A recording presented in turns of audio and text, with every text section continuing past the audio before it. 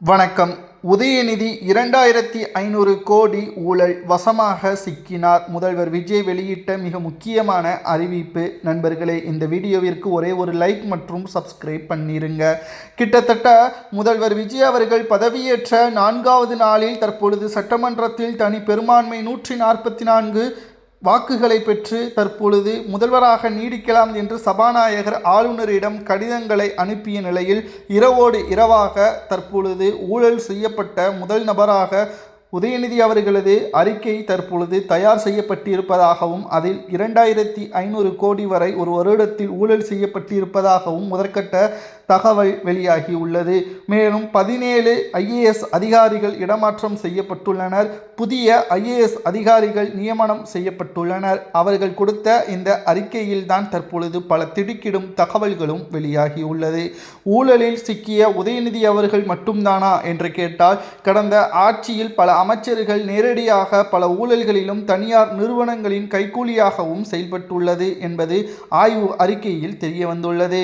பல அறிக்கைகளை விஜய் அவர்கள் வெளியிட்டு வருகிறார். பல மாற்றங்களை தமிழக அரசியலில் விஜய் அவர்கள் கொண்டு வந்து கொண்டிருக்கிறார். அதில் பெரிதும் எதிர்பார்க்கக்கூடிய வகையில் கடந்த ஆட்சியில் தமிழகம் 10 லட்சம் கோடி கடனுக்கு என்ன காரணம், அதை விளக்கமாக விஜய் அவர்கள் வெளியிடுவாரா என்று எதிர்பார்த்து காத்து கொண்டிருந்த அந்த வெள்ளை அறிக்கையும் இன்னும் 48 மணி நேரங்களுக்குள் வெளியாகும் என்று பரபரப்பான ஒரு சூழலும் களமும் ஏற்பட்டுள்ளது.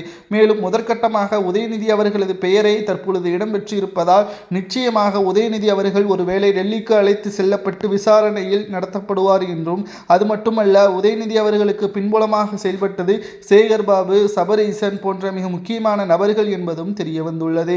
கடந்த 5 ஆண்டுகளில் திமுக கடனை பெற்றிருக்க தேவையில்லை. மத்திய அரசுடன் ஒத்துழைப்பு, அதாவது மறைமுகமாக இவர்கள் வைத்த கூட்டணியில் நேரடியாக மக்களுக்காக ஏதேனும் பயனுள்ள தகவல்கள் மற்றும் நிதிகளை பெற்று மக்களது தேவைகளை பூர்த்தி செய்திருந்தாலே நிச்சயமாக தமிழகம் கடன் வாங்கியிருக்க தேவையே இல்லை என்றும் தற்பொழுது பத்திரப்பதிவுத்துறை அமைச்சராக இருந்த மூர்த்தி அவர்கள் திமுகவின் ஆட்சியில் பிரம்மாண்டமாக 350 கோடிக்கு மிக ஆடம்பர பங்களா ஒன்றையும் கட்டியுள்ளார். அதற்கு பணம் எங்கிருந்து வந்தது என்ற கேள்விகளையும் விஜய் அவர்கள் கேட்க ஆரம்பித்து விட்டார். திமுகவின் ஆட்சியில் செய்யப்பட்ட ஊழல்கள் ஒவ்வொன்றும் தற்பொழுது ஒவ்வொரு நாளும் திமுகவிற்கு தலைவலியாக விஜய் அவர்களது செயல்பாடுகள் பதற்றத்துடனே இருக்கிறது.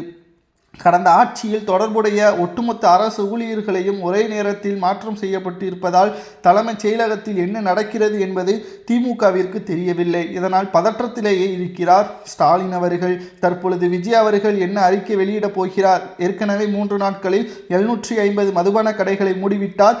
21 வயதுக்கு உட்பட்டவர்கள் மதுபானங்கள் வாங்கக்கூடாது. அப்படி வாங்கினால் அவர்கள் மீது நடவடிக்கை எடுக்கப்படும். கடையின் உரிமையாளர் மீதும் நடவடிக்கை எடுக்கப்படும் என்பதையும் விஜய் அவர்கள் 2வது அறிக்கையாகவும் வெளியிட்டுவிட்டார்.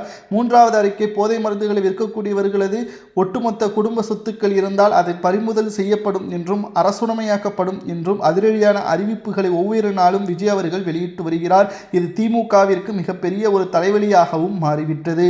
சட்டசபையில் பேசி உதயநிதி அவர்கள் மாசான பீச்சாக திமுகவினர்கள் இணையதளங்களில் பரப்பெறுகிறார்கள். ஆனால் தமிழ்நாட்டில் கடன் இல்லாத ஒரு மாநிலமாகவும் பிரச்சனைகள் இல்லாத மாநிலமாகவும் விஜய் அவர்கள் உருவாக்குவார். உங்களது வெட்டி பேச்சை விஜய் அவர்கள் அதற்கு பதிலளித்து அவரது உடல்நலத்தையும் தமிழக மக்களின் ஒட்டுமொத்த விமர்சனத்திற்கு உள்ளாவது எங்களது அண்ணன் விஜய் அவர்களுக்கு பழக்கம் இல்லை என்று ஒரு தரப்பினர் சமூக வலைதளங்களிலும் கூறி வருகிறார்கள். எங்களுக்கு தேவை நிம்மதியான ஆட்சி. எங்களுக்கு இலவச பொருட்கள் வேணாம். தற்பொழுது தமிழ்நாடு கடனில் இருப்பதால் இலவச பொருட்கள் கூட எங்களுக்கு வேணாம். எங்களது பெண் குழந்தைகள் பாதுகாப்பாக இருக்க வேண்டும். எங்களது வயதானவர்கள் எந்த ஒரு அச்சமும் இல்லாமல் சாலைக்கு செல்ல வேண்டும் என்பதுதான் எங்களது நோக்கம். அதை எங்களது விஜய் அண்ணன் செய்வார் என்று பலரும் சமூக ஊடகங்களில் உதயநிதி அவர்களது ஸ்பீச்சுக்கு எதிராக தற்பொழுது சமூக வலைதளங்களில் பதிவுகளும் வைரலாக பரவி வருகிறது. திமுக இனி ஒருபோதும் ஆளும் கட்சியாக வருவதற்கு வாய்ப்பே இல்லை என்பது இது முதற்கட்டமான தகவலாகவும், மக்கள் இந்த 4 நாட்கள் ஆட்சியிலேயே பல மாற்றங்களையும், தெருக்களில் எந்த ஒரு பிரச்சனையும் இடையூறும் இல்லாமல் இருப்பதை பார்த்து விஜய் அவர்கள் இந்த 4 நாட்களிலேயே பல மாற்றங்களை கொண்டு வந்து விட்டார். 5 ஆண்டுகளில் நிச்சயம் அவர் சொன்னதை செய்வார். இலவசம் கூட எங்களுக்கு தேவையில்லை. மக்கள் நிம்மதியாகவும் பயப்படாத, அச்சம் இல்லாத ஒரு மாநிலமாக தமிழகம் வர வேண்டும். அது விஜய் அவர்களால் உறுதியாக கூற முடியும் என்று முதல்வர் விஜய் அவர்களை பாராட்டக்கூடிய வகையில் பல இளைஞர்களும் பெண்களும் வயதானவர்களும் சமூக வலைதளங்களில் தகவல்களையும் வைரலாக பரப்பி வருகிறார்கள். இதனால் தான் திமுக தற்பொழுது அவசர ஆலோசனை கூட்டத்தையும் நடத்தி வருகிறது. ஒருவேளை உங்களில் யாராவது ஒருவர் கைது செய்யப்பட்டால் நிச்சயம் மற்றவர்களை காட்டிக் கொடுக்க கூடாது. செந்தில் பாலாஜி எப்படி புழல் சிறையில் இருந்தபொழுது 15 மாதங்கள் மௌனமாக இருந்தாரோ அதே போல்தான் நீங்களும் செயல்பட வேண்டும். ஒருவேளை உண்மையிலேயே கூறினால் ஒருவரை தொட்டு மற்ற அனைவரும் சிறைக்கு செல்ல வேண்டியதற்கும், மற்றபடி சொத்துக்கள் அனைத்தும் பறிமுதல் செய்யப்படக்கூடிய ஒரு சூழலும் உருவாகும் என்று ஆலோசனை நடத்த திமுக திட்டமிட்டுள்ளது. எப்படி பார்த்தாலும் விஜய் அவர்கள் நினைத்ததை சாதித்து கொண்டிருக்கிறார். அவருக்கு உறுதுணையாக அதிமுக செயல்படும் என்றும் பல்வேறு தரப்பினர்களும் தகவல்களை வெளியிட்டு வருகிறார்கள். பொறுத்திருந்து பார்க்கலாம். உதயநிதி அவர்களது ஒட்டுமொத்த அராஜகத்திற்கு முற்றுப்புள்ளி வைக்கும் விதமாக விஜய் அவர்களது அறிவிப்புகள் நாளுக்கு நாள் அதிகரித்து கொண்டேதான் இருக்கும் என்றும் சமூக வலைதளங்களில் பதிவுகளை நம்மால் பார்க்க முடிகிறது. அடுத்த செய்தி, உண்மையை கண்டுபிடித்த துர்கா ஸ்டாலின். IAS அதிகாரியாக இருந்த உதயச்சந்திரன், அமுதா IAS அவர்கள் இருவருமே துரோகம் செய்து விட்டார்கள் ஸ்டாலினுக்கு என்ற ரிப்போர்ட் தற்பொழுது துர்கா ஸ்டாலினுக்கு வந்துவிட்டது. கடந்த 5 ஆண்டுகளாக உதயநிதி அவர்கள் துணை முதல்வராக பொறுப்பேற்ற போதும் சரி, முதல்வராக ஸ்டாலின் அவர்கள் செயல்பட்ட போதிலும் சரி, தமிழ்நாட்டில் லா அண்ட் ஆர்டர் அப்புறம் உளவுத்துறை சொன்ன அனைத்து விதமான ரிப்போர்ட்டையும் ஸ்டாலின் அவர்களது டேபிளுக்கு செல்ல விடாமல் இடையூறாக இவர்கள் இருந்ததாகவும், தற்பொழுது ஒட்டுமொத்த அரசு உயர் அதிகாரிகள் முதல் கிளர்க் VAO வரைக்கும் அனைவருக்கும் இவர்கள் தொந்தரவு செய்ததாகவும், இதனாலேயே தபால் வாட்டுகளில் திமுக தோல்வியை தழுவியது என்றும், உதயநிதி அவர்கள் தோல்வி அடையாமல் சேப்பாக்கம் தொகுதியில் சொற்ப வாக்குகள் வித்தியாசத்திலேயே வெற்றியடைந்தார். கொளத்தூர் தொகுதியில் ஸ்டாலின் அவர்கள் படுதோல்வி அடைந்ததற்கும் இதுவே காரணம்.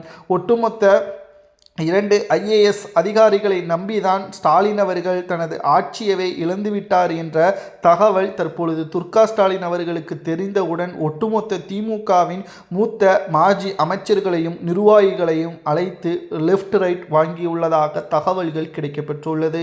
இந்த தகவல் எனக்கு அன்றைக்கே தெரிந்திருந்தால் அனைத்தையும் மாற்றியிருப்பேன். மக்கள் நிம்மதியாகத்தான் இருக்க விரும்புகிறார்கள். இலவசத்தை அவர்கள் நாடவில்லை. நிம்மதி மற்றும் ஒழுக்கம், தவறான எண்ணத்தில் பார்க்கக்கூடிய ஒட்டுமொத்த நபர்களையும் சிறையில் அடைக்கக்கூடிய வகையிலான சட்டத்திட்டத்தை நீங்கள் கொண்டு வந்திருந்தால் இந்த முறை தனி பெரும்பான்மையோட திமுக ஆட்சியை அமைத்திருக்கும்.